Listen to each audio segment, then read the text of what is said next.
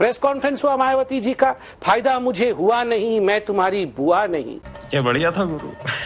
अटकने के बाद गिर गए, उसके बाद आगे पढ़ ही नहीं पाएगी, कोई दूसरा पढ़ लेते कोई। अरे प्रभु, अटक के गिर गए। कोई अरे भैया मैं टोटी पकड़ा हुआ था, गिर ही नहीं सकता हूँ।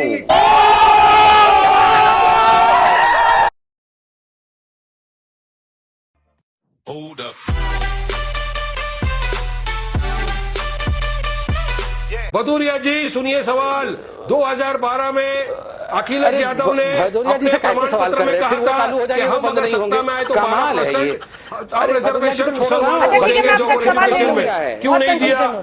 पहले एक बार जब बीजेपी का जवाब ले लीजिए, फिर एसपी से पूछेगा। अनुराग जी की तो आज मुस्कुराहट ही खत्म नहीं हो रही। ठीक है, आप अखिलेश यादव से मिले हुए। मैं जवाब दे दूं प्लीज। मैं जवाब दे देता हूँ। अंजना जी, इनकी आवाजों को जरा कम रखिए, मैं बोल लूं तो बोल ही नहीं पाता हूँ। अंजना जी देखिए, जहां तक इन्होंने कहा कि हम समाजवादी पार्टी के साथ, बसपा के साथ, ये भारतीय जनता पार्टी मिली हुई है, कमाल की बात है। ये दो अच्छे लड़के साइकिल पे बैठे थे, हमने बैठाया था, ये खुद बैठ गए थे जाके, फिर साइकिल से उतार दिया।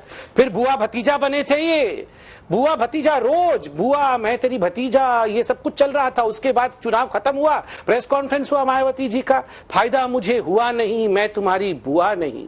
क्या बढ़िया था गुरु।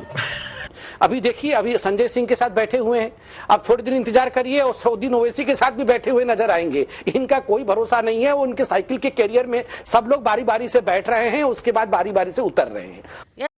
सारे मिलके हमको पागल बना रहे।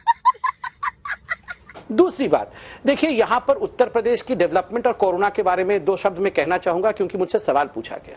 आप जानती हैं कि WHO ने भी उत्तर प्रदेश के कोरोना के मैनेजमेंट को लेकर तारीफ की है। आप यह भी जानती हैं कि महाराष्ट्र के हाईकोर्ट ने उत्तर प्रदेश में कोरोना मैनेजमेंट को लेकर तारीफ की है।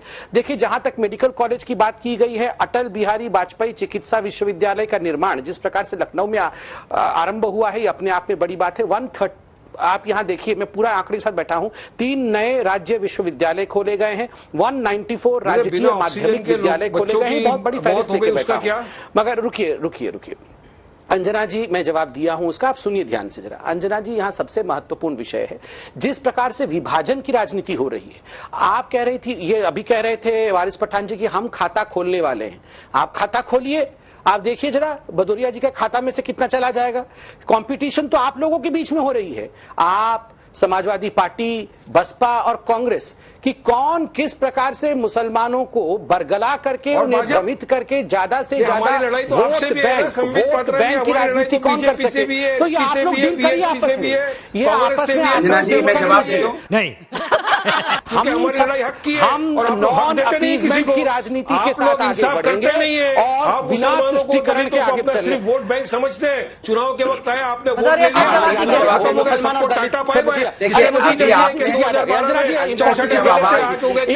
जी मुझे सुबह से पूछ रहे हैं, मैं जवाब दे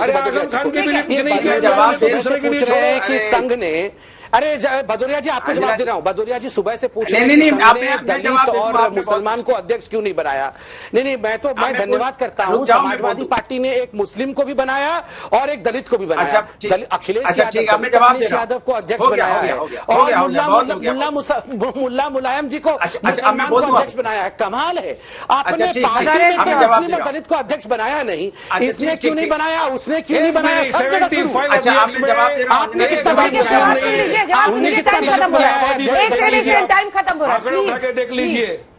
देखिए अंजना जी, समाजवादी पार्टी का टाइम खत्म हो रहा है। अच्छा, मेडिकल कॉलेज बनाए तो इन्होंने कोई जवाब नहीं दिया। एक गूगल से पेपर मंगाया, पेपर से पढ़ने लगे, अटल मेडिकल कॉलेज, वहीं अटक गए।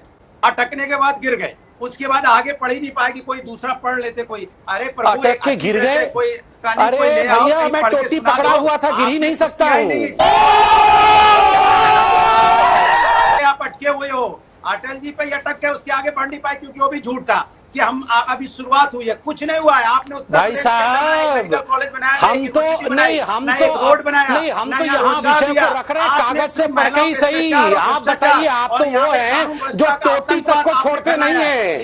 टोटी को लेके घर से भाग गए थे और यहाँ पर आके इतनी बड़ी बड़ी बातें कर रहे हैं। छोड़िए भाई साहब, उत्तर प्रदेश के अंदर इससे ज्यादा आपने कुछ नहीं किया। आज उत्तर प्रदेश को आप कम से कम 50 साल पीछे लेके चले गए। भाई साहब इतना गुस्सा मत करिए भदौरिया जी, ये तो बता दीजिए आपने कौन से दलित को और कौन से मुस्लिम को अपना अध्यक्ष बनाया है? आपके पास जवाब होता नहीं है। मैं हक लाना डिबेट देख के ऐसा नहीं लगता है कि सबका डीएनए एक है। कौन से मुस्लिम और दलित को बनाया अध्यक्ष? डीएनए देखकर, डिबेट देखकर तो नहीं लगता है कि सबका डीएनए एक है। क्या